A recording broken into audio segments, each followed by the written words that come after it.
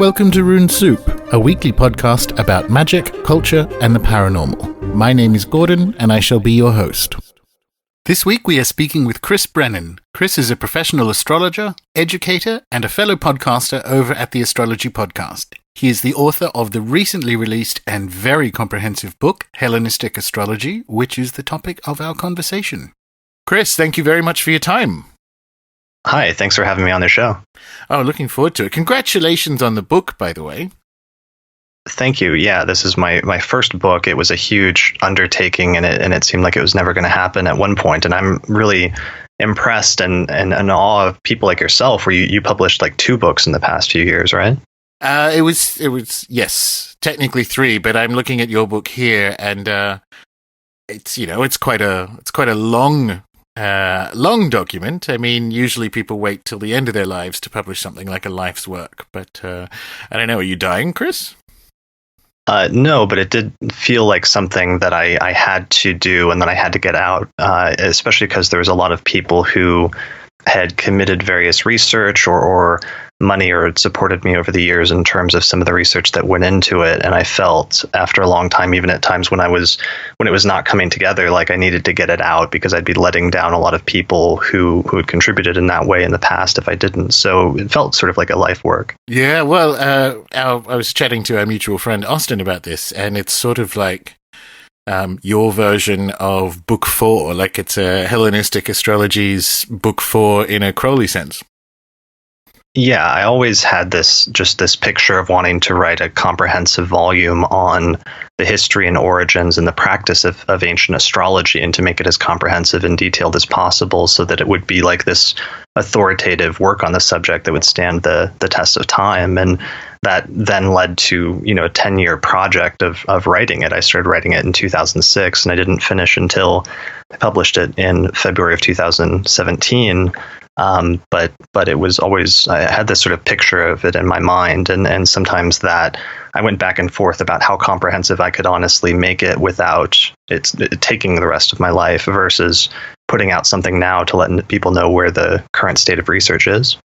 Yeah, then mission accomplished, because it is comprehensive, and I think settling's the wrong word, deciding to go down a very well footnoted route, which allows people to, I guess, level up to their maximum nerd capacity, depending on how interested in the subject are, means that it's like a very well thought out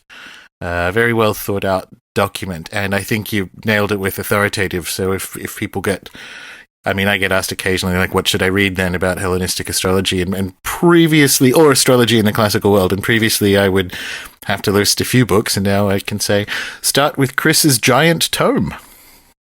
Yeah, I always liked those books where you could sort of mine you would sort of read the text or the body text, but you could really mine the footnotes if you wanted to go further and really expand your research to see the full scope of everything that was available and everything the author was drawing on. So, and that's always been a fun thing for me in reading books, or especially like academic text, is sometimes looking at the footnotes and finding those additional sort of nuggets of information which really fill out the rest of what you're being told in the body of the text. And I know, for some readers that can be a little annoying, and so I didn't want to overdo it, but at the same time, in shooting for something comprehensive, I wanted to make sure all the information was there. Yeah, and they're on the page, because footnotes are objectively better than endnotes. Oh, yeah. No, don't get me started on that. Even though I finally learned why endnotes even exist, even though it's obviously just blatantly obvious that footnotes are better than endnotes. I learned from a layout perspective that it's so much easier to do endnotes, and so they probably just grow out of a layout person wanting to save their sanity instead of trying to figure out how many footnotes they can fit on a page and everything else. Yeah, absolutely. Well, as I said, it's a remarkable book, but let's find out about the person who goes on to write such a thing. So, Chris, question 1: were you a weird kid? Yeah, I definitely would say I was a weird kid. I'm actually still a weird kid at this point, so I don't think, speaking in the past tense might even be inappropriate on some level. And weird in a particularly astrological sense, or just macro weird? Just in a broad sort of personality, I think I would say I was sort of shy and had communication difficulties, which is now ironic. I think if, somebody were to time travel and go back to like 10-year-old me and say that you do a podcast and you recently wrote a book and you go around the world giving lectures on a topic that you specialize in, that would seem like the most unbelievable and implausible sort of statement you could make about who I was, I think, growing up, due to some of those issues, communication, in terms of communication and in terms of shyness or things like that, in addition to just having sort of offbeat interests in like broadly sort of paranormal phenomena and things like that, very much in alignment with a lot of the topics that you cover in your podcast, basically. So was it an interest in paranormal phenomena, or did you experience them growing up? Did you get abducted by aliens? Did you live in a haunted house? Anything kind of, theatrical like that? I mean, I think it was just a general interest growing up in like the 1990s. And like my favorite show was like the X-Files, and having some interest in things like aliens, and having more of a sort of sense that there were other things out there, or there are other things going on in reality or in the world that maybe were harder to explain or couldn't be explained that readily, even though that wasn't something that myself personally that I had a lot of specific experience in. And then eventually later on, I sort of discovered astrology through this roundabout way, but it wasn't necessarily that was sort of a separate thing, the occult or paranormal interests. Yeah, well, you kind of described that in the introduction of the book, and it just sort of, I chuckled when I read it, because there's no zealot quite like a convert, and you sort of tell your story, which I'm going to ask you about in a second, about your sort of exposure at a university level to astrology, and to begin with, you weren't all that interested in it. Yeah, I mean, well, I wasn't interested in ancient forms of astrology when I got into school. So my access point for astrology, actually, interestingly, was some books I discovered around 1999 that were on Nostradamus and on his prophecies and predictions. But they were kind of New Agey type books by an author named Dolores Can. I don't know if you're familiar with her by chance. I know. Yes, I know who you mean. Okay, so she does a fair description of kind of New Agey. New Agey is a fair description. Yeah, I mean, but it's like I was 14 or 15, and this is actually my first exposure to anything you could say like occult or New Age, and so it sort of blew my mind, and my access point were these books on Nostradamus she wrote as a past life regressionist, where she would put people into a trance or put them under, and then they would supposedly go back and relive a past life. And she found somebody that was supposed to be a student of Nostradamus, and then they went about trying to interpret in modern times his prophecies based on this supposed connection. And anyways, my story was that in these books, she paints this very elaborate picture that there was going to be another world war, that there was going to be World War III, and there was all these different players and all these things sort of developing about that was sort of imminent. And one of the statements that she makes, they interpret one of his predictions in one of these chapters as indicating that there would be a presidential election in the United States that would be evenly divided between two people for president, so that the electoral college and everything would be hung up, and it would throw everything out of whack. And what was weird, and not really unfortunate at the time, but weird in retrospect, is that I happened to be reading, I had just gotten that book in like November of 2000, when the U.S. presidential election was taking place between Bush and Gore, and that exact scenario was playing out. So through this weird coincidence, I actually got convinced that these New Agey books that were sort of apocalyptic were valid, and were saying something serious about what was happening in the near future. That's really interesting. And I have a variant of that story in an odd way, which when I was moving between high schools, so in Australia it's called year 10, and that's sort of, and then senior school is 11 and 12, so then you graduate in year 12.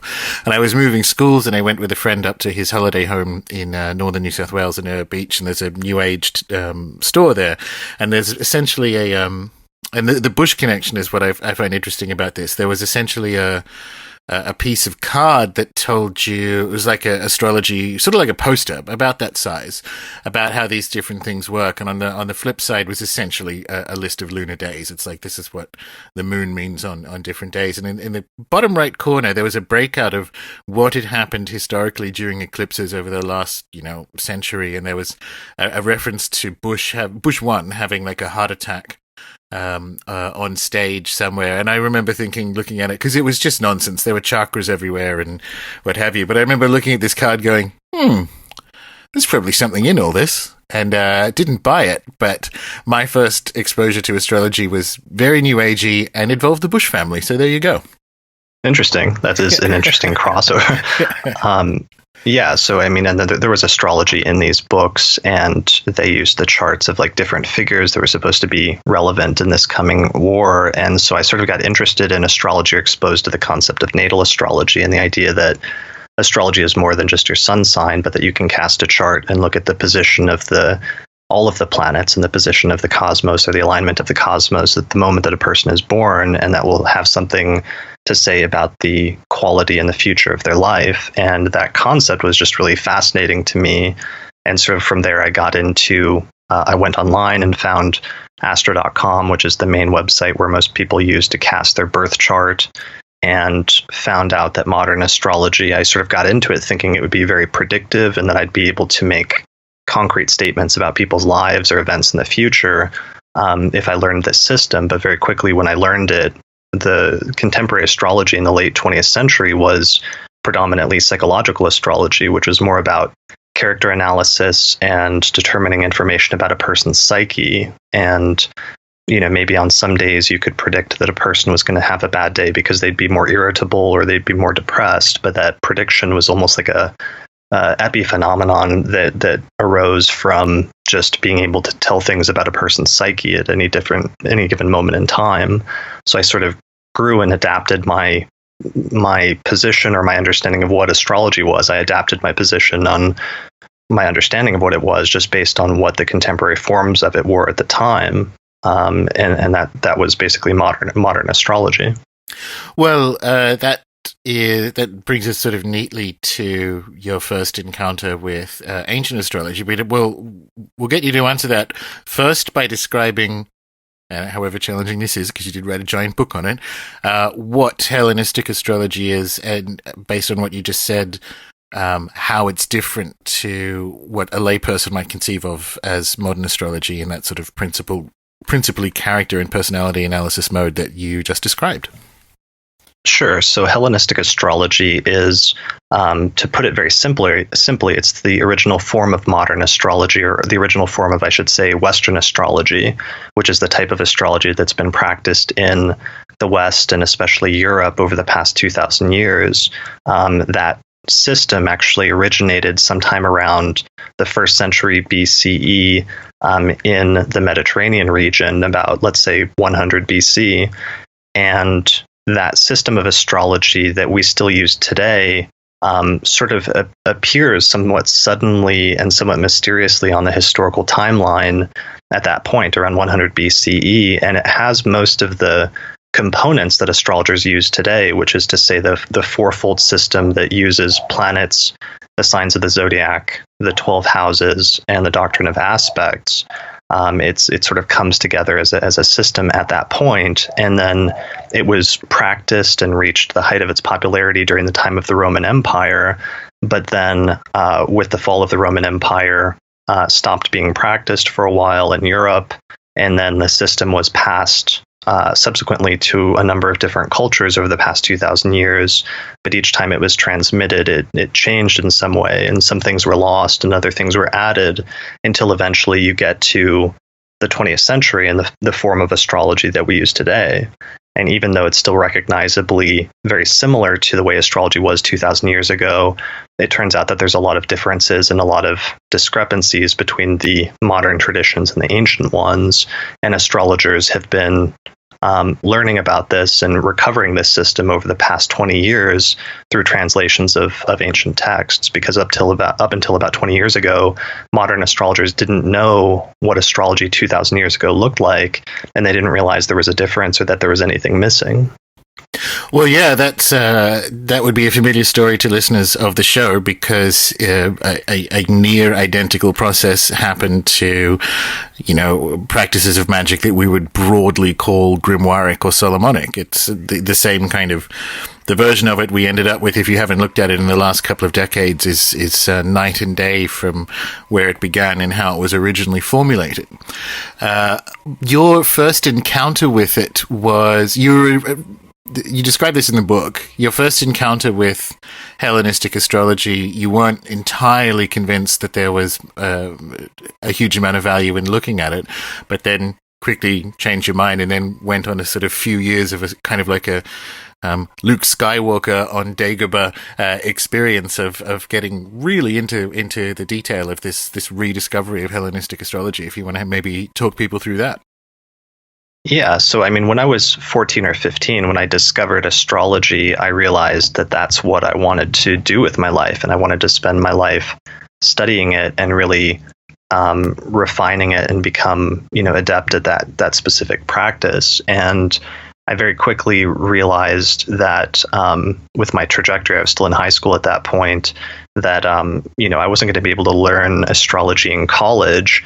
And so my initial inclination was, well, if I know what I want to do with my life, I'm not going to go to college and do something else for several years instead of focusing on this incredibly interesting topic that's not looked very highly upon in society right now. So I decided to drop out initially of high school in order to pursue my studies of astrology full time. And fortunately, several months later, I found out that a school had recently opened only a few years earlier in the Pacific Northwest in Seattle, Washington, in the United States, that was offering college degrees, like a bachelor's degree and a master's degree, in a curriculum that largely focused on astrology, and that it was the first school of its type in the United States, and it had just opened in 2000 or 2001. So I actually went back to high school. I got my high school diploma, and then went straight from high school into this newly opened college for astrology and started studying it there. And in their catalog, they actually say that in the second year, that the first year is largely history, and that you focus on studying the history of astrology from ancient to modern times. And then in the second year, you're supposed to be able to branch off at some point to focus on what your specialty is going to be. And I had intended to study modern psychological astrology at that point in the second year, but by the time I got there 2 years into the program, they said that track isn't ready yet, and all we have is this other track, which is an introduction to something called Hellenistic and Indian astrology at the same time, which is co-taught by two teachers, Demetra George and Dennis Harness. And I was actually horrified, because I was 2 years into this program, and suddenly they were saying that I would have to spend, a semester studying these older forms of astrology, which my conceptualization at that time, or my presumption, was that they were old and outdated, and they were practiced in a time period before we even knew about the outer planets, so that their conceptualization of the solar system and the cosmos wasn't even accurate. And so how accurate could their astrology be? And I tried to protest it, and I tried to rally up my other students in my class to protest this, to get them to create a psychological track for us so we could study modern astrology. But they basically said, shut up and take the course, or tough shit, take the course. And there was no way out of it. So I sort of did. I hunkered down and took the course. And very quickly, within a week or two, I realized that I'd made a huge mistake, and that there was something really valuable going on here in studying the older forms of astrology, and that my perception of it had been completely mistaken, because there were things about it that I couldn't have anticipated would be valuable without actually honestly looking into it first. I love that. I love the there's something really profound about being that sort of convert to it, and then subsequently to going from protesting, having to learn it, to writing what is currently, and I suspect for quite some time will be, the book on it, is just very pleasing to think about. Yeah, and I mean, that's a reoccurring thing with my story is, once I get into something, I sort of fully dedicate myself to it. So very quickly, I started studying some of these texts that were being translated. And because there were new translations starting in the 1990s, some groups of astrologers started producing translations of ancient Greek texts from 2,000 years ago. And it was the first time any of this material had been translated into modern languages, so that the astrologers, the astrological community at the time, this was brand new, and it was introducing a bunch of foreign and a bunch of ancient concepts to the astrological community that had been dead for centuries. But it turned out that there were integral pieces of how astrology used to be practiced, which enabled it to be a more accurate, predictive, and divinatory system that had simply been lost in the transmission just because certain texts hadn't survived or certain texts hadn't been translated. And so astrologers didn't know that they were missing really crucial keys to the system.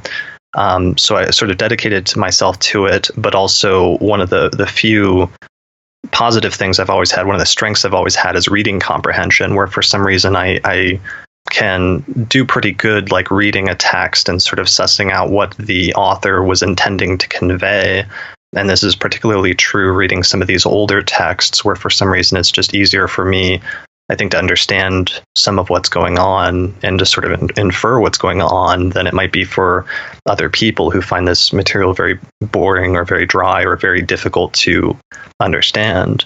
So I started studying it, and then just a few months into that process, I was actually invited to go study at a translation project for ancient astrological texts, where they were actually producing translations of the entire corpus of surviving Greco-Roman astrological texts. And I studied there for 2 years in this very weird, somewhat sort of isolated place, just studying these translations and working with a small group of friends, where we were taking some of the predictive techniques that were contained in these texts and we were applying them to modern charts and the lives of modern people and actually seeing how they worked, and sometimes being blown away that some of these techniques could do things that we didn't think astrology could do, and then developing software programs to sort of implement the techniques and having arguments about the interpretation of different texts and things like that. It was a very interesting process. And at some point during that, I decided I needed to write a book about this in order to, show people why this material is valuable and give an overview of what survives of this tradition from 2,000 years ago.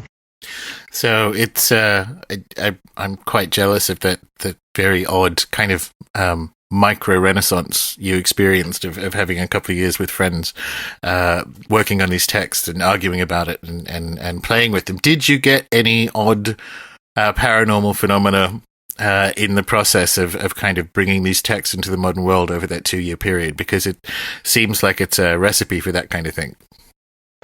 Yeah, I mean, there was a few things, but one of the things that always stands out is more of an astrological thing, which is just that, and I talk about this briefly in the book in like a footnote or something, but it's always one of my favorite anecdotes where there was this one technique that I started studying from this 2nd century author who lived in Egypt named Vettius Valens.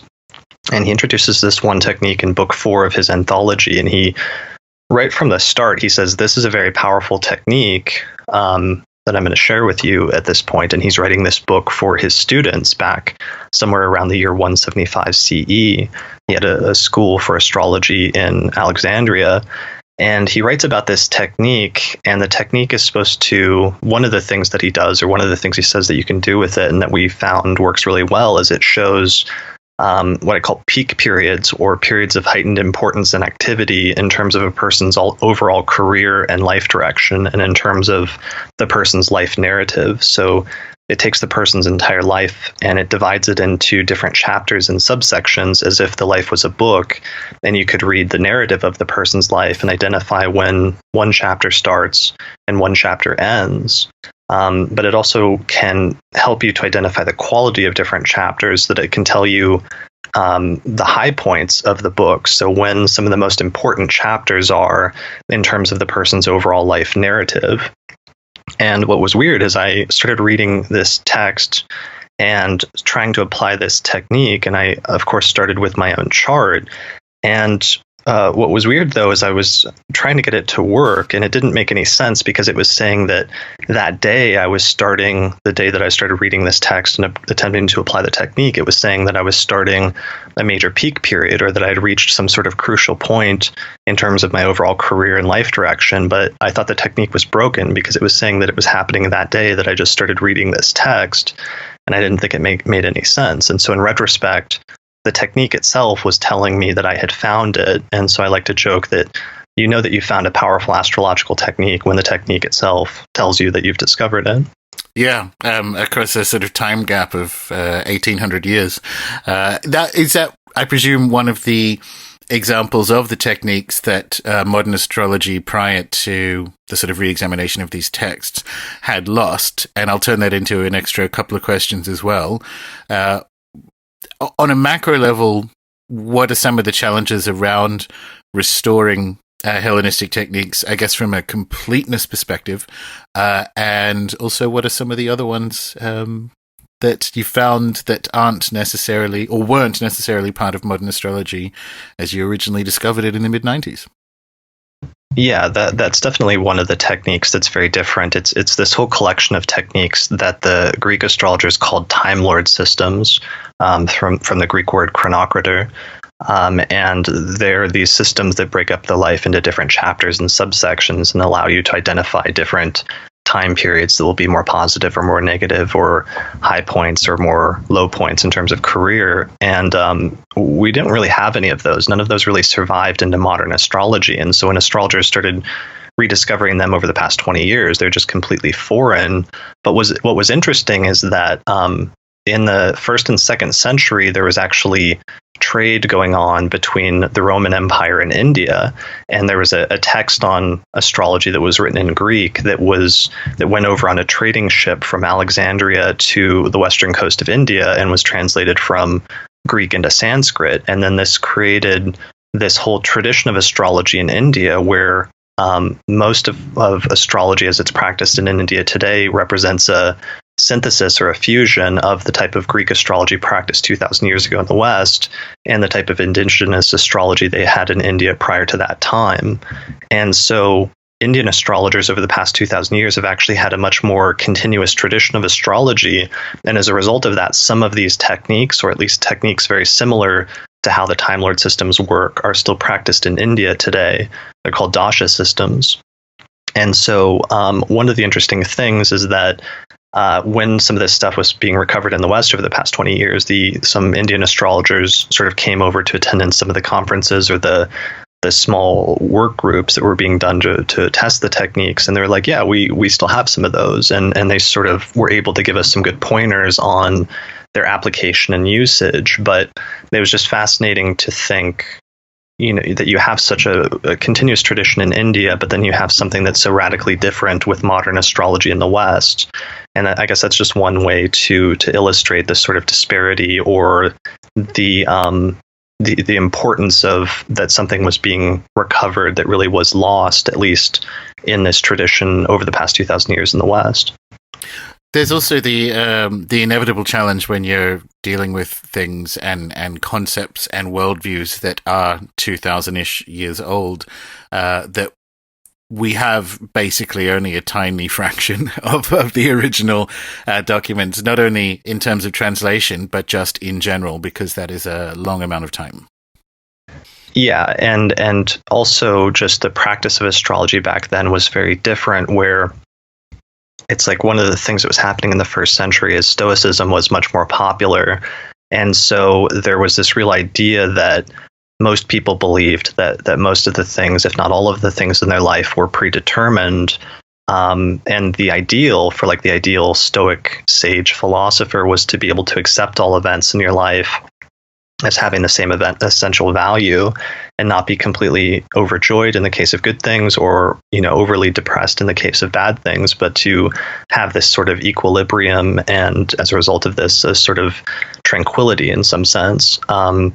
But for people that were not enlightened Stoic sages, it seemed like astrology acted as a shortcut where you could find out what your fate is in different parts of your life, so that you could accept events in the future as though they were in the present.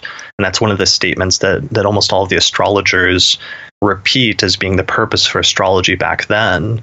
And the problem then in reviving some of these techniques that are much more predictive and much more concrete in modern times is that when you start applying them in a modern context, we don't have any like procedural or ethical guidelines for how you should use a technique like that that's actually capable of saying, that you'll have a peak period at this point in your life, and then it will end at this specific time 2 decades later, and then that's kind of it. That's the high point of your career. Or in some instances, like some other chart examples, there'll be people who their peak career period happened very early in their life, like then when they were a teenager, which is something you see in the charts of some like child stars like Justin Bieber, for example, and that the peak period happens very early in the life, but then after that kind of drops off. We don't have any like procedural guidelines or anything like that in the modern astrological community, because the modern community doesn't have techniques like that and is largely oriented towards just giving character descriptions and things like that. So one of the challenges in reviving some of these ancient techniques is bringing with it both predictive capability, but also almost like a cultural worldview that's very foreign in a modern context. But also, so it's at variance essentially with a kind of modernist church of progress, that things can only get better, which means, I guess, therapeutically, when you're dealing with an astrological consult, it's currently challenging to sort of look at someone's charts and go, well, actually, get a cat in terms of, marriage or career or so on. Whereas before, we could kind of have that Stoic perspective, which is, oh, well, this is how the shape of my life is going to go. Yeah, it's incredibly different, and it's incredibly difficult from the perspective of somebody if you know modern astrology first, and modern astrology tries to be very empowering by saying that you can do anything, or you can pretty much change anything in different parts of your life in order to make it better if you're unhappy with it, and that on some level, one of the shortcomings is they almost try to be so empowering that it can sometimes lapse into almost sort of blaming the person, that if they're not doing the right thing, then negative things will result in their life as a result of that, as a result of not actualizing their potential or their will or something like that. Whereas in the recovery of some of these ancient techniques, one of the issues that I went through is having this real philosophical crisis for a couple of years, where, what are the implications for a technique where you can cast the chart, the moment that a person's born, and then it really outlines or gives the outline of the narrative for the next, 100 years of their life, the entirety of their life from the moment of birth. And what does that say about the nature of the cosmos and about issues of fate and free will and determinism and things like that? It really causes a sort of crisis in terms of that, even just personally for the astrologer, let alone for the astrologer figuring out how to apply this and how to deal with clients in a way that's sensitive and that is not inappropriate or overly depressing or harmful to them in some way. So, double question then. How did you solve that personally in your head? Because I wanted to say, how do we solve that? But it is sort of an individual thing and yet to be worked out. So that's the first bit. How do you solve it? And then as a result of that, or in concert, hypothetically, let's give you a hypothetical client, woman in her early 40s, her peak career period was, say, 22 to 33. And she's looking for guidance. How do you navigate? If she's asked for these specific techniques that we're talking about, how would you approach that? Sure. So, how do I work the philosophical issue out for myself personally, or how do I work it out in terms of dealing with clients in the first part? Well, first bit first, second bit second. Okay. So, personally, I would just say I went from a period of thinking that we had more free will to thinking that things are probably more predetermined than we're normally accustomed to assuming, or than one would normally assume, or that we would normally be comfortable sort of accepting in modern times, that there maybe more parts of our life that are sort of worked out ahead of time in this incredibly strange and mysterious way. And that's one of the things I think most people come to terms with when dealing with some of these older types of astrology. In terms of how you deal with that in a client context, I feel like it's not really my job to impress that or force anyone to believe that or accept that, especially about their own life. And so I really alternate when it comes to just assessing where the person is in their life and what they seem to be capable of hearing or not capable of hearing or dealing with. And so sometimes when it comes to some of this stuff, in a consultation, my sort of approach at this point has sometimes sort of been avoiding the issue, and that there's some people where, maybe it's clear that they're not in a position where they could hear some statement like that. And so I might omit it, if they seem in a sort of fragile state where something like that might be harmful, whereas there might be other people where they would feel empowered by that, or that would be good news. And so I feel more comfortable talking freely with them about things like that. But it really varies from person to person, and sort of sticking by the medical practitioner's motto of do no harm, I think is one of the things that I try to keep in mind when it comes to client work and sort of bedside manner. Yeah, it's probably a good way of thinking about it. There's any number of things a doctor could tell you about your life if you go and see him or her, but if you go in because you need an eye test, right, you get the eye test, and that's how it goes. It's interesting, I think, conceptually, because what we're essentially talking about is a variance between a ancient perspective on how to think about and navigate life, and a modern one that I think has come up short in a variety of ways. You're talking about it not being empowering and so on. And particularly in the US, there's a sort of background belief system that goes along with late capitalism that you can do anything and just work hard enough and kind of imagine and dream it, and everyone gets to be a millionaire. And there's not a lot of evidence for that in history. And it seems like there's a tremendous amount of empowerment if you sit with the implications of some of these techniques, which is I've come at it from a different perspective when it's still with divination, but typically if I had that hypothetical client that I just gave you and it was in a more, I guess, general tarot sense, one, the person seems kind of okay. Do I have to have another high-flying career period or not? Because Justin Bieber's a good example. His stuff is better now that he's not the center of the kind of internet world, which he was as a teenager. Like his, videos are in Iceland and so on. Like there's something to be said for not being in that kind of high metabolism extreme phase. And that's potentially how I think about the macro conditions in the world at the moment. If what we're having is a kind of ice cream headache that comes from a breakdown of a belief system that most people haven't examined in tremendous detail, which is things will always get better, and there's value in looking at different ways of seeing that.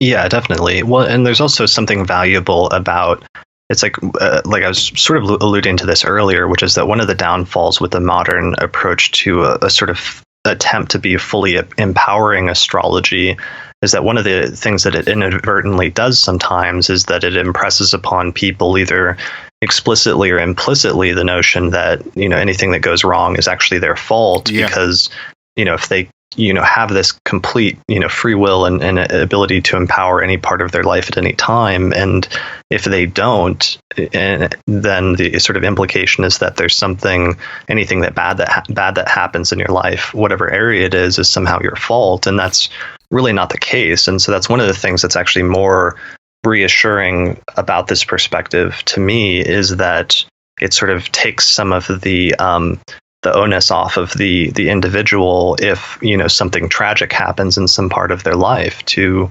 say that sometimes that stuff just happens and it's not necessarily your fault. Yeah, this is just what happens here. Welcome to the universe. Not in a cynical or uncaring way, but yeah, I think that's tremendously valuable, and there's considerable insight to be gained from looking at the classical world in that sense. But if we want to return there are, and I really enjoyed this part about the book, or this aspect of the book, there are sort of two contemporary schools of thought on the origins of Hellenistic astrology. And I think, Chris, you did a really good job. I liked your patience in highlighting the good and the bad, or the pros and cons of both of these schools of thought. And I wonder if you might want to speak to that. Thank you. Yeah, I really appreciate that, because that's probably the part of the book I agonized over the most, which is that there's this contemporary debate amongst both academics and astrologers who've been recovering Hellenistic astrology over the past few decades, where the system, the thing that everybody knows and agrees on, is that this sort of system largely doesn't exist, or there's little pieces of it that are being practiced in Mesopotamia, where they're developing the concept of the zodiac, and they're developing a complex mathematical astronomy.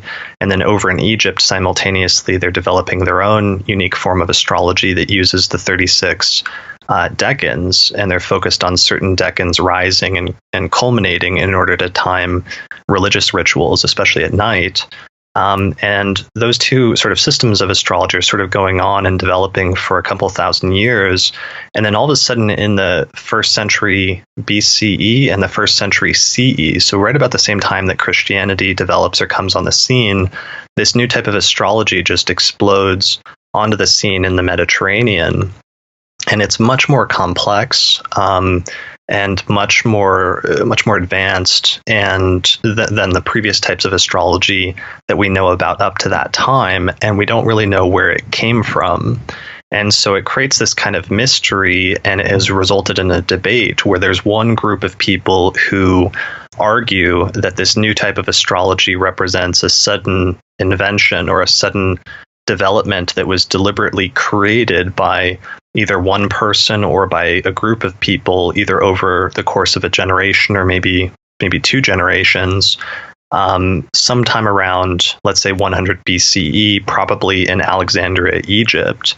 And that Western astrology then, if that's true, for all intents and purposes, represents a sudden invention of somebody creating sort of a technical construct that had its own inherent or internal logic and its own philosophy for basically predicting the future and for determining a person's fate based on the observation of celestial phenomenon. So there's this one group that says that this system shows up so suddenly that it must have been invented, and that the different pieces of the system fit together so cleanly that it's very unlikely that it just happened sort of organically somehow. And so that's one side of the debate. And then the other side of the debate says, no, we know about these 2 long traditions of astrology in Mesopotamia and Egypt, and we can see that each of them is getting more and more complex and more advanced incrementally over the centuries up to that point. And then there's just this several century sort of blackout period from about the time of Alexander the Great, so about, let's say, the 4th or 3rd century BCE until about the 1st century BCE, where we don't know a lot about what was going on. And this is true in most fields. It's also true in the field of philosophy, where we don't have most of the texts from the ancient Stoics from that period. We're missing other like medical and scientific texts as well. So they say this system must have developed gradually and organically during that time period, and we simply don't have a lot of evidence for it due to the loss of so many texts from that time period. So it was important for me to document, as part of giving an overview of this tradition, I wanted to talk about where it came from and how it developed. But at the very core or foundation of that, you first have to deal with this debate and talk about the pros and cons of it, because otherwise you can't really even start to talk about where it came from. Yeah, and it's interesting when you do history, you end up having to do historiography as well. And there's a kind of, I think you made a patient and fair case for both kind of schools, but it seems in a funny way they both have historiographic shortcomings. There's a sort of great man of history implication to the idea that it suddenly developed in the Hellenistic world, but by the same token, there's a sort of evolutionist shortcoming to an analysis of history in the longer schools. And it's funny that these challenges get thrown up to present it, because as you say, inarguably, and I'm about to ask you about them, there are sort of a couple of millennia running down the Nile and the Tigris and Euphrates into Hellenistic astrology, but inarguably, along with a lot of other stuff that happened, particularly around Alexandria, there was a revolution in how these things were formed and applied. And fundamentally, it seems to me that it's a historical challenge rather than an astrological one. Do you think, how often do you think new things happen in history, if that makes sense? Because you either they do or they don't, and there's a very good case for thinking of, instead of objects, like Dr. Tim Ingold, who's a sort of animist anthropologist in Scotland, instead of thinking in terms of objects, he thinks in terms of lines. Because, and if you think that way, all of a sudden in history, invention is very rare. But by the same token, how different does something have to get? If you think of botany and biology, how different does something have to get before you call it something new? Right, exactly. And I mean, one of the things one of the ways that I approach it is that from studying the history of astrology at Kepler and being focused not just on the history and origins of Hellenistic astrology 2,000 years ago, but also tracing its transmission in the West over the past 2,000 years, where first it's being practiced in the Roman Empire, and then the Roman Empire falls and it's transmitted to the Islamic Empire in the 8th century, and some of the Greek texts are translated into Arabic, and then they start practicing that form of astrology, but it changes slightly because it gets an intermingling of texts and techniques from India and from Persia, so it creates a new hybrid. So then eventually they stop practicing astrology in the 10th century, or at least the sort of religious situation with Islam becomes a little bit more hostile towards astrology after the 10th century.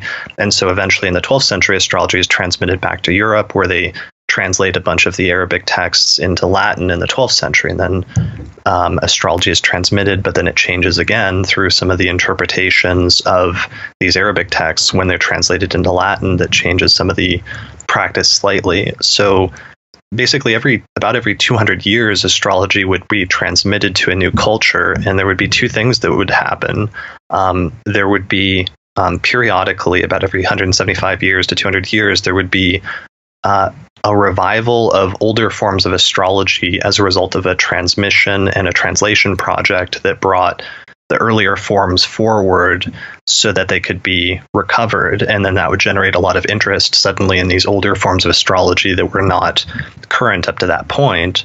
And then what would take place next is there was always a synthesis of whatever the prevailing astrological paradigm was at the time. Whatever the system that was being used up to that point would then be merged or synthesized with the type that was recovered. And weirdly, and I still actually don't understand why this is the case, but historically, these transmissions would always coincide with the Uranus-Neptune conjunctions, which take place approximately every 175 years or so.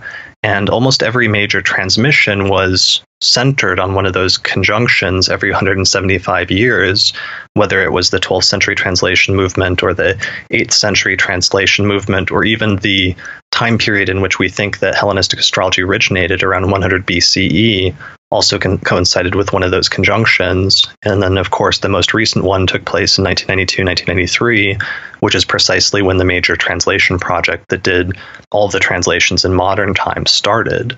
So when I think about what's happening now, and I sort of observe this revival of older forms of astrology that are then synthesized with whatever the prevailing paradigm is, whatever the new ideas are, and I see that that's been a process that's been happening every 175 years for centuries now, I realize that Hellenistic astrology was probably very similar, where there were probably some old ideas from the past that were brought forward and then synthesized with some new innovations that were just introduced in that same time period.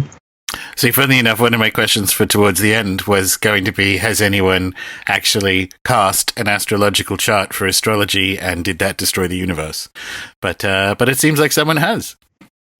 Yeah, I mean, I don't know if we found a chart for astrology itself, but that signature for some reason seems to be really strong with just the transmission of astrology and the blending of the old with the new that happens periodically every couple of centuries. It's a really striking one that you can take it all the way back. I think as I've gone back to the 7th or 8th century BCE in Mesopotamia, where they started this, what ended up being a 1,000-year project to observe the skies and track the movements of the planets to create sort of a scientific record of astronomical observations, started under one of those conjunctions in the 7th or 8th century. So there's something about that one in particular that seems to be tied into the history of astrology. Well, actually, that was going to be the next question. So you've discussed, and I think this is good, and it's been one of the sort of increasing complexity of discussion in a good sense around the origins of astrology, running down two key routes, Mesopotamia and Egypt. But let's talk about the Mesopotamian origins in particular, in that 7th, 8th century BC that you were just mentioning. Like, how was it originally used? Because this is one of the things in talking particularly with contemporary occultists about what role astrology has to play in magic that I think people need to get their head around. Because in that 90s Dolores Can modern astrology sense that we opened the show with,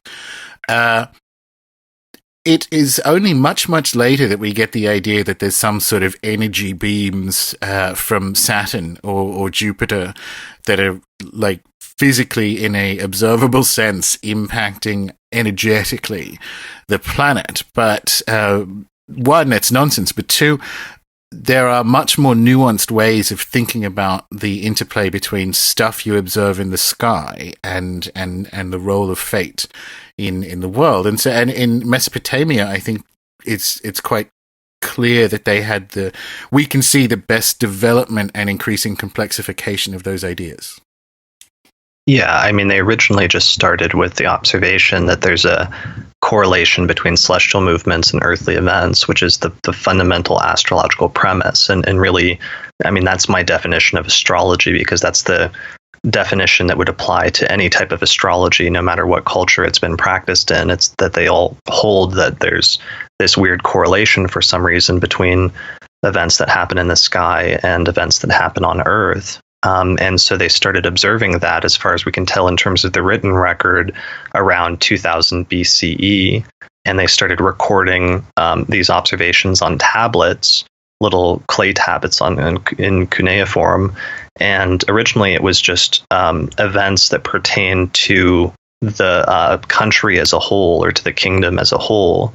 So they were practicing what modern astrologers call mundane astrology, which is the type of astrology that applies to groups of people like cities and nations, as well as occasionally to natural phenomena such as weather and earthquakes.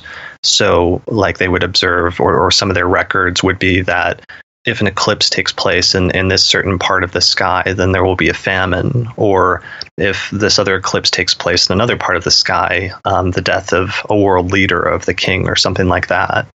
And so their conceptual premise for astrology at that point seems to not have been that, when this happens in the sky, it will cause X to happen on Earth, but instead just that there's a correlation.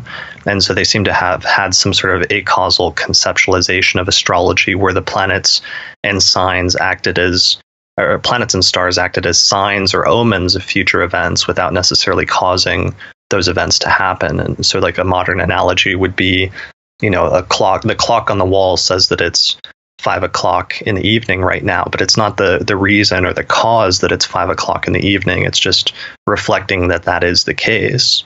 And so that seems to have been part of their initial or original conceptual premise for astrology. And, this gets tied into the magical tradition because they had a much more fluid and sort of negotiable view of fate in the Mesopotamian tradition, where they had propitiation rituals, where the astrological omens were viewed as being messages or signs or omens from the gods, but they weren't necessarily set in stone. But in some instances, they could be negotiable or could be counteracted or modified, that the future was sort of negotiable based on your response to it once you know what is coming up. And that's where I think the sort of magical tradition gets tied into astrology, through the use of some of these propitiation rituals, and this question of, are there some things that are sort of negotiable in terms of fate? And I just think it's a much more sophisticated way of thinking about it. As you say, that it appears to have emerged from a correlation, which they conceptualize as essentially one half of, admittedly, an unbalanced conversation, but this was a system of messages rather than, beaming energies down onto things. And as a result, it kind of became like having, like a president having economists on staff, that you would have astrologers checking for this kind of thing and submitting reports. And what I enjoy about that, other than it's just really nerdy and weird, is how they would think of the reports. It's like, okay, well, these messages, this is the report from the sky for the next 6 months on, what the gods are saying about agricultural success this season is this, so we should potentially do these things. Yeah, exactly. And it's more like a forecast in some way, and more like your analogy of a modern a financial forecast or even a weather forecast in some sense, although maybe weather is not the proper analogy, but that it's taken more in that sense, and that was also the role that the astrologers played. And that's really what's interesting about studying that period in the 8th or 7th century in Mesopotamia, is that there were these 10 different colleges of astrologers set up all over Mesopotamia at one point, where the astrologers were acting as both observers of the stars, because astronomy was still sort of merged. It wasn't separate from astrology at that point. So the astrologers were both making observations about what the different astronomical phenomena was that they saw on a nightly basis or daily basis, but then they were writing down and sending reports to the king directly. And we have these large libraries of these surviving correspondences between the astrologers and the kings, where they would make their observations about what would happen and then give an interpretation of what the omen meant or what they thought it meant, and then what the resulting sort of advice would be. It also means that, not that we have too much evidence to look for in the historical record, but it certainly does suggest a kind of competitive economy of astrologers, which means if your forecast turned out to be more accurate for the king, you would presumably get to submit more forecasts to the king. And I just think, I love that idea, because it bakes in human psi capacity into where I think it belongs, which is that sort of observation of the wider universe and building a system out of both of them, which means presumably in a climate like that, you can get really good astrologers if you sort of have them competing like it's like a worldwide sporting event.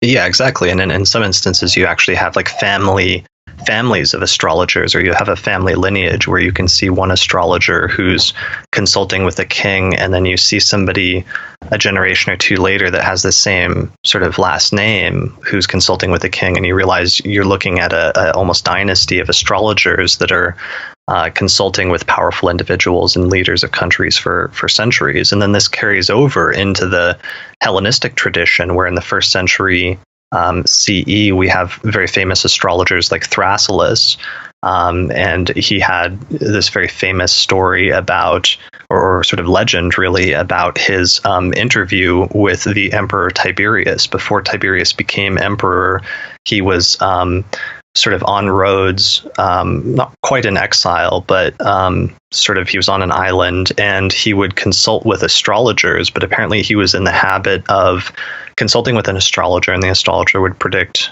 great things for this person who very clearly, or at least from the historical record, would become very powerful one day. He'd become basically the second Roman emperor. And then after the consultation, Tiberius would turn the tables on the astrologer, and he would say, now what does your chart say for you today? And if they didn't predict, imminent danger, going to die, then they were thrown off of a cliff. So there was he had this litmus test for his astrologers. If they didn't realize that their interaction with him put them in imminent danger, then they were killed.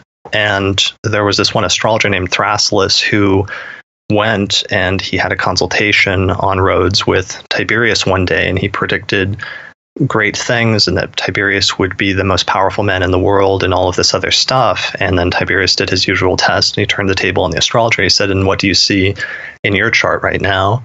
And so the legend from one of the Roman historians says that Thrasyllus did some calculations and, wrote things out and did the math for his timing techniques for that day, and then broke out into a cold sweat and said that he was in the most imminent danger of his life at that precise moment. And then Tiberius replied with something to the effect of, "You've got the job," and then made Thrasyllus his closest advisor for the rest of both of their lives for the next few decades, until eventually the astrologer died only 6 months before the emperor, I think. Yeah, that's one way to do it. I'm sure it's effective. It seems literally overkill. Fascinating stuff. So yeah, I'm personally glad that I have not had to do any interviews like that so far. So far. Just let's sort of, I want to have one final question here, because we've sort of spoken about how we've talked about the Mesopotamian line, and we've also spoken about briefly different parts that have come down the Egyptian line. One of the things I noticed in the book, which I thought was interesting, is Diodorus Siculus said a classical age historian said the Egyptians invented it, but in the process of navigating the origin of Hellenistic astrology, you I think define it correctly. I think one of the challenges with looking at the history of astrology is, as I know from writing Starships, star law is 50,000 years old. And it seems to me what Siculus was saying about the Egyptians was not actually astrology as we would necessarily understand it, because they're certainly in the Old Kingdom observing the stars and architecturally aligning to them, but that's not quite that's not a sufficient definition of astrology. So let's look at briefly the sort of Egyptian components that go into building this really bizarre in the sense that it's almost like astrology constructed itself in time. It needed these pieces from Egypt and it needed these pieces from Mesopotamia, and then it gets to the Eastern Mediterranean in 100 BC and goes, look, now I'm born.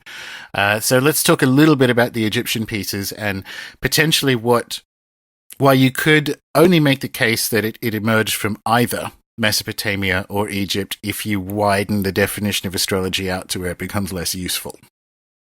Sure, yeah. I mean, and that's one of the challenging things in that section about talking about the origins of Hellenistic astrology and trying to piece it together, is that you get conflicting reports where it seems like both the Egyptian priests and the Mesopotamian priests who were doing astrology back then got into kind of like a pissing contest about, which culture invented astrology, or which culture, had the greater claim to fame as having been doing astrology the longest. And they both gave these sometimes very big numbers about how long their culture had been doing it, that almost seemed like they were trying to one-up each other in some sense. But the Egyptians did have, a long tradition of using a type of astrology based on the 36 decans, which are fixed stars or asterisms, where they would focus especially on looking at certain fixed stars that were rising over the eastern horizon or that were culminating overhead. And there is this debate in academic circles about whether the Egyptians were doing quote-unquote astrology, because it really depends on what your definition of astrology is.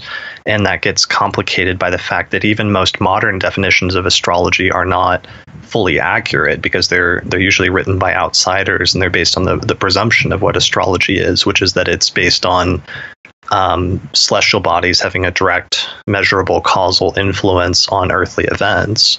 And so if the academics say that if the Egyptians didn't have that, then they weren't doing astrology. But that really becomes arguable, because if they were using the decans and thought that the rising or culmination of certain decans would coincide with certain events, then whether they had a causal view of astrology or not does not necessarily mean that they weren't practicing astrology, because we can see them using these fixed stars going back to, I think, coffin lids at least as far back as like 1500 BC or something like that. But it's only, I think around 400, 500 BCE, that we start to see some of the first interpretive texts where the Egyptians are clearly saying, in this surviving shrine called the Nous of the Decades, that certain decans, when they're prominent, will coincide with certain events in the world. And so it's very clear that they're applying a sort of astrological interpretation to this concept. And that, I mean, even as long as we acknowledge at the beginning that it is a definition that we agree on, that sort of has to be where you sort of lasso what astrology is and what it isn't. Surely it's, as you say, it's the correlation between things seen in the sky and things that happen on Earth, and in a way that is associated with either an individual's fate or the fate of a group, because you get the ritual centers of the Old Kingdom, which is prior to the Middle Kingdom, where we start to see the decans, are clearly built for some kind of star magic, but that's not astrology. Like, as long as we acknowledge that we're defining it as that, we need to kind of at least give it has to correlate with some sort of fate on an individual or national basis for it to be fit for the term.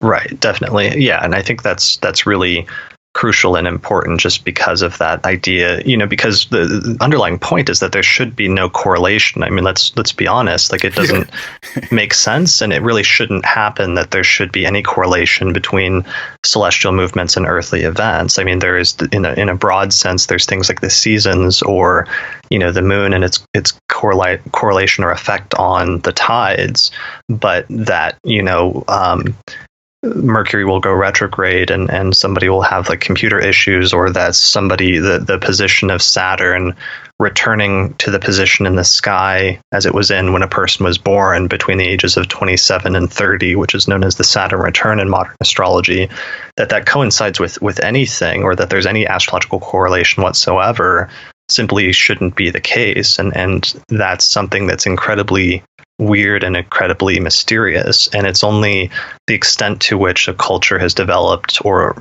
observed that that's actually happening, that's when they've developed some form of astrology. But just doing sort of any sort of work with the stars or aligning things with the stars or other things like that are not necessarily astrological. Exactly.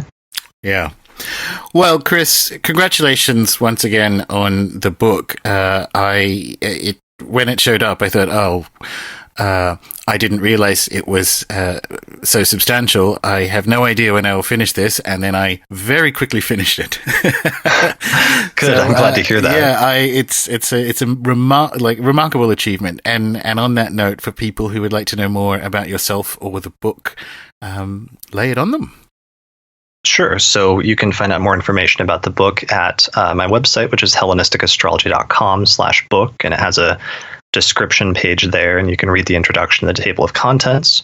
I also talk about it a little bit, or I sort of documented part of my process in writing the book over the past few years on my podcast, which is the astrologypodcast.com. But really for information about the book itself, it's at that website that I've been developing on Hellenistic Astrology, where I'm trying to write bios for the astrologers and show where you can find more information about them, and generally just trying to organize efforts to recover this tradition of astrology and finding other people or recruiting other people in some instances who have different skills in order to help in that process. So, one of your guests last year, Dr. Aaron Cheek, was my editor for this book, and his, some of his skills with ancient languages were really valuable in editing and fine-tuning some of my translations that I presented in the book. And there's lots of different people like that have contributed in different ways over the years. Yeah. Well, Chris, all this information will be in the show notes for people listening, and congratulations and thank you very, very much for your time. Great. Thank you very much.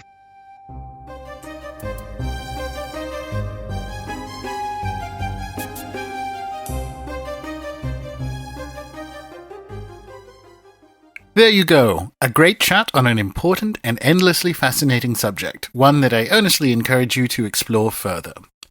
There were also quite a few Easter eggs in this episode for premium members who are working through this exact historical moment in the Grimoire course right now.